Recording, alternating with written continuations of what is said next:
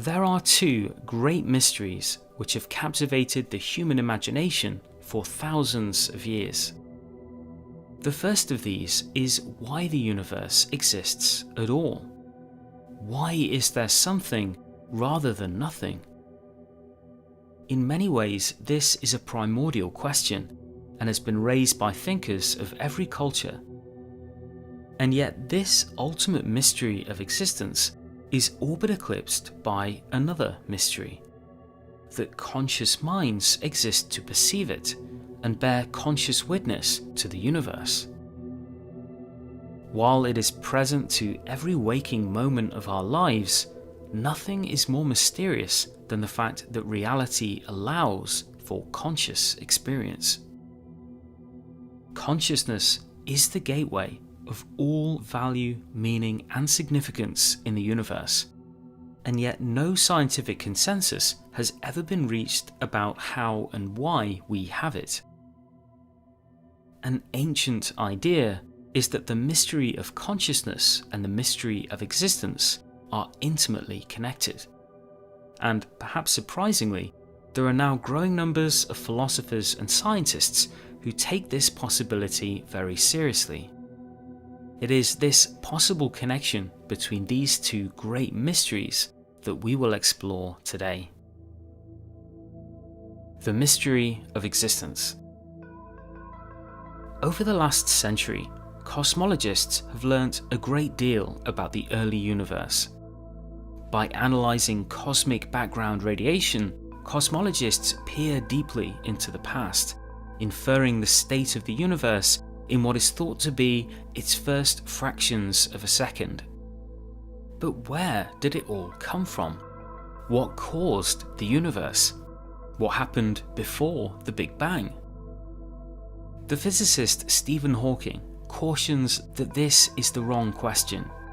The beginning of the universe was itself the beginning of time. To ask what came before time is meaningless, like asking what is north of the North Pole. And yet, for many, this answer fails to satisfy. Why did the universe burst forth into existence? And what shaped it to be the way that it is?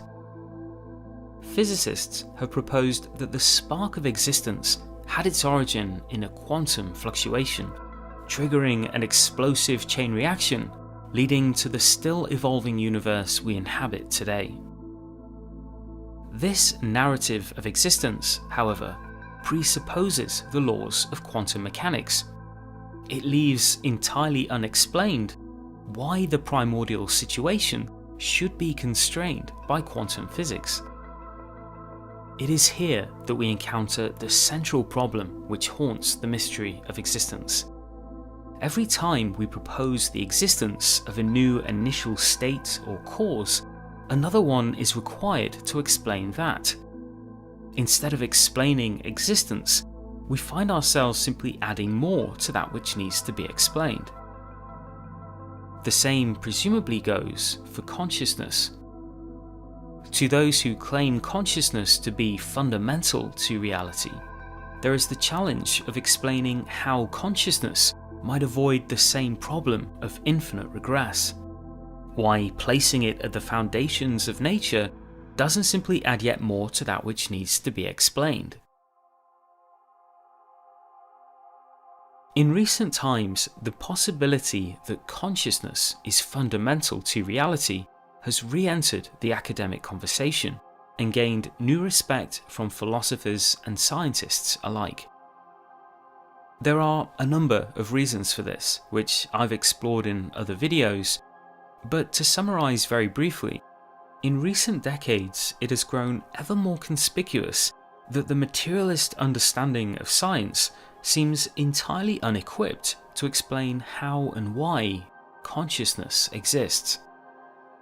That our consciousness, the most undeniable fact of reality, could so entirely evade our scientific paradigm, has been taken by some as a conspicuous sign that materialism, while fantastically useful, is not an exhaustive account of nature, and that what we have called consciousness may in fact represent a deeper part of reality than previously imagined, at least by most modern scientists.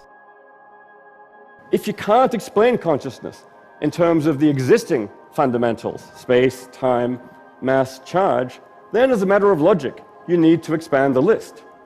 The natural thing to do is to postulate consciousness itself as something fundamental, a fundamental building block of nature. Part of the motivation for this view comes from the fact that standard science provides only an external and behavioral account of reality. Its intrinsic nature, what reality is in itself, is unprovided by physics. Furthermore, the immanent reality of consciousness is the only intrinsic nature we know of, and in several respects, it seems to be an attractive candidate for also being the intrinsic interior nature of reality itself. But if consciousness is in some way fundamental to reality, how might this shed light on the mystery of existence? This question was explored by philosophers in the late 18th and early 19th century, when a movement known as German idealism rose to prominence in Europe. As the movement progressed, a core circle of thinkers argued for the absolute primacy of consciousness. Among other notable thinkers, philosophers Johann Fichte, Friedrich Schelling, and Georg Hegel urged that a deeper understanding of consciousness is necessary to understand why anything exists at all. It was Friedrich Schelling who first drew a direct parallel with the absolute ground of existence and the essential structure of consciousness. Existence, Schelling theorized, must be self-grounding. What this means, essentially, is that the primordial basis of reality must somehow be the cause of its own existence. To avoid the problem of infinite regress, an ultimate ground must be supposed, of which self-existence is part of its intrinsic nature. So what does this have to do with consciousness? The philosopher and mentor of Schelling, Johann Fichte, had previously argued that a unique feature of consciousness is that it does not appear grounded in anything beyond itself. The conscious self is self-producing, insofar that it exists only in and to itself. As the contemporary philosopher Douglas Hofstadter has put it, quote, "It is almost as if this slippery phenomenon called self-consciousness lifted itself up by its own bootstraps, almost as if it made itself out of nothing." End quote. In a similar way, the philosopher Peter Sass described self-consciousness as like a, quote, "magical matryoshka, a Russian nesting doll which also magically contains itself." It was precisely this quality that Schelling realized must be an attribute of the ultimate ground of existence. Furthermore, this was a quality that could be found nowhere else but in consciousness. Today, centuries later, the philosopher Freya Matthews defends a position very similar to Schelling. Matthews has pointed out that the self-causing principle behind existence must be reflexive, meaning that it directs back into itself. Any truly self-causing principle must be, in essence, about itself. And yet this property of aboutness, known to philosophers as intentionality, is another property found nowhere else but in consciousness. Something from nothing. Could anything ever really come from nothing?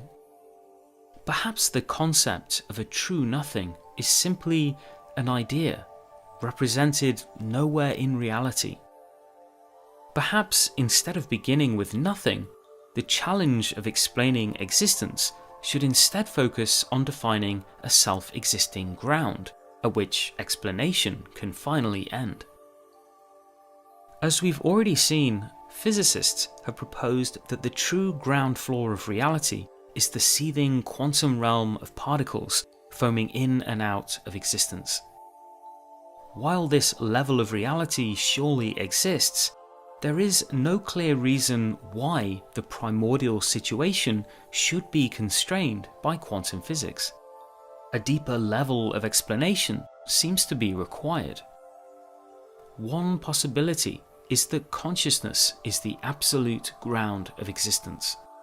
And while this would add yet another level of existence, as we have seen, it offers the benefit of actually posing an explanation for its self-grounding self-existence.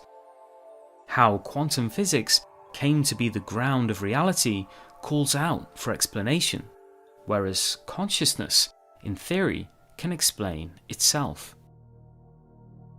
If this is the case, we might wonder how such a necessary self-grounding consciousness could give rise to quantum physics and everything else. How could something as intangible as consciousness ground and connect with the laws of physics? Respected physicists have long defended, albeit controversially, that a connection point does exist between consciousness and quantum physics, notably in relation to observation. It seems that in all quantum experiments, the state of a system is always defined by the information that can be made available to observers. In quantum experiments, the choice to observe has the effect of defining the state of the system, which would otherwise present itself in a superposition of all possible states, and in which producing very different experimental outcomes. While the interpretation of this very strange finding is hotly debated, leading physicists, both past and present, have pointed to consciousness as playing a central role in quantum measurement. Is it possible that the universe exists through self-observation? Is the universe, as the physicist John Wheeler once called it, a self-excited circuit in which consciousness gives meaning and thus reality to the world? In the past, arguments that consciousness is fundamental to reality have been dismissed because in the physical world there is simply no room for consciousness to play a role. No consciousness forces or mental particles have ever been discovered.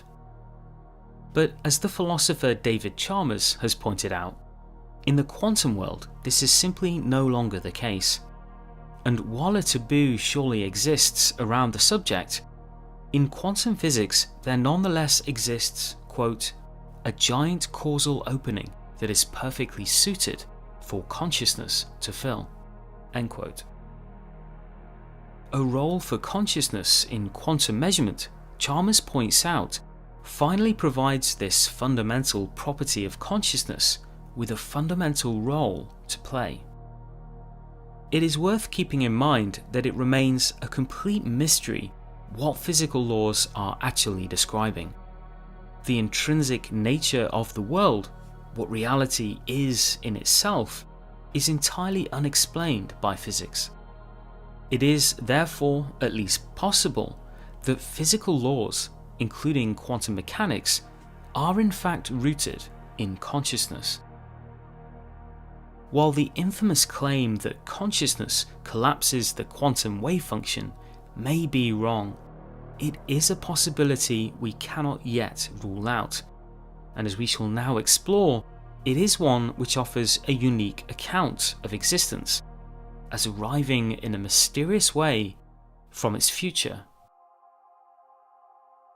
Future origins. Another baffling discovery of quantum physics is that in the quantum world, future events can affect earlier events. Time can effectively double back on itself. More broadly, this opens the striking possibility that the birth of the universe could have been caused by its future. This was an idea proposed by the physicist John Wheeler and later developed by the physicist Paul Davies. Wheeler pointed out that observation of a quantum system not only defines the state of the system in that moment, but also defines its entire history. It is as though the act of measurement produces histories which are consistent with the present choice to observe. As Wheeler once famously remarked, quote, "We decide what the photon shall have done after it has already done it." End quote. In recent decades, this surprising fact of quantum physics has been demonstrated many times in laboratories, and as Wheeler argued, there is no reason to doubt that this principle is true of the entire universe. That observations made now, or perhaps even in the distant future, stretch all the way back to the beginning of the universe, and thereby establish the necessary conditions in which observers can exist. If so, we as observers are in a mysterious way participators in the existence of the universe.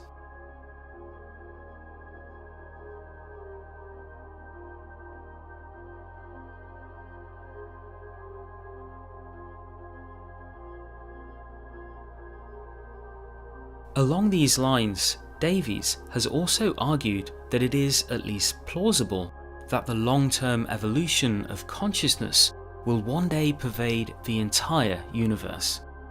That through the spreading and development of conscious minds, perhaps over billions of years, the universe is destined to eventually realize its total mental potential. In a resulting cosmic omega point, the entire universe finally becomes fully self-observed, thereby satisfying the conditions of its own existence and retroactively creating itself. Part of this, the weirdness of this quantum physics is that observations which are made now can affect the nature of reality as it was in the past. And in the same way, observations made in the very far future, maybe 1 trillion years hence, can affect the nature of reality today and back in the Big Bang. So if you buy this whole quantum physics package and you have this universe saturated by mind or saturated by observers, then indeed the whole character of the universe, including the emergence of its laws and the nature of its states, become inextricably intertwined with its mentality, with its mindfulness. Davies admits that this is a highly speculative idea, but it is nonetheless consistent with what we know about quantum mechanics and not an idea we can yet rule out. Existence from value. Another possible connection between consciousness and the mystery of existence lies in the relationship of consciousness with value. Philip Goff is among the recent wave of philosophers defending the fundamentality of consciousness. Goff has also suggested that the animating force of reality may be mysteriously connected to its value. Goff reminds us of an insight first made by the philosopher David Hume in the 19th century. Hume observed that we simply do not perceive causes in nature. While we perceive a flow of events, our apparent perception of causes is an illusion. Similarly, science does not actually reveal causes in the world.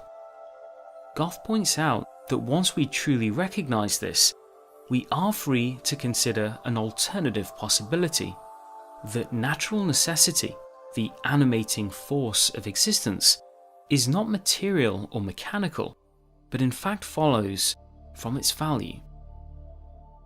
Goff considers that such a view might also help to explain why, against all of the odds, the universe seems finely tuned to allow for what he calls, quote, a universe of great value, in which conscious, value-sensitive beings can evolve. In the last century, cosmologists have learnt that slightly changing any number of precise values in the laws of physics has the immediate effect of obliterating all possibility of life. Among all of the intelligible arrangements of nature's laws, the probability of a life-friendly universe is, in fact, trillions to 1. This provocative discovery has led to the proposal by some of a multiverse, trillions of other universes, the existence of which can nullify the apparent specialness of the universe. But as Goff and others have argued, fine-tuning may actually be an indicator of the deeper significance and necessity of consciousness on the metaphysical landscape. The philosopher John Leslie explored this possibility in his 1979 book, Value and Existence, where he argued that because of the problem of infinite regress, no physical mechanism will ever be adequate to explain the universe's existence. To solve this mystery, we must go beyond materialism and consider that something very different, more akin to value, is the animating force of reality. If so, a universe capable of supporting value-sensitive conscious minds might have been a metaphysical necessity. Is it possible, as the 20th century philosopher Alfred North Whitehead believed, that, quote, existence itself is the upholding of value intensity, end quote? The view that value is the animating force of existence is a perspective with deep philosophical roots both in Western and Eastern systems of thought. Plato, in particular, believed that the animating first cause of existence was its goodness. For Plato, existence itself held intrinsic value over non-existence, and that this latent value was the generative force of reality. While the human understanding of the universe has progressed a long way since the time of Plato, there are nonetheless philosophers today who argue that Plato was essentially correct, that the underlying nature of the universe is more mind-like than classically physical, and the true creative force of this reality is its value. Consciousness is the vehicle of all value, meaning, and significance in the universe. To put it bluntly, without consciousness, nothing matters. But is it also possible, as we have explored today, that without consciousness, nothing would exist? Hi everyone, I hope you found this interesting. Another highly speculative episode. Of course, it is impossible to completely explore an area like this in a relatively short video, but I am very curious to know what you think about this deep question of existence and the possible connection to consciousness. So let's talk about it in the comments. If you enjoyed the video, please give it a like, perhaps consider sharing it. I also really want to thank my supporters on Patreon who are helping me to turn Waking Cosmos into a full-time project. Thank you very much to those of you who are subscribed over on my Patreon. If you're not but you'd like to support my work, the place to go is patreon.com/wakingcosmos. Alright, that is about it from me today. I will see you next time for another episode of Waking Cosmos, exploring the nature of consciousness and its place in reality. Until then, I hope you have a beautiful day.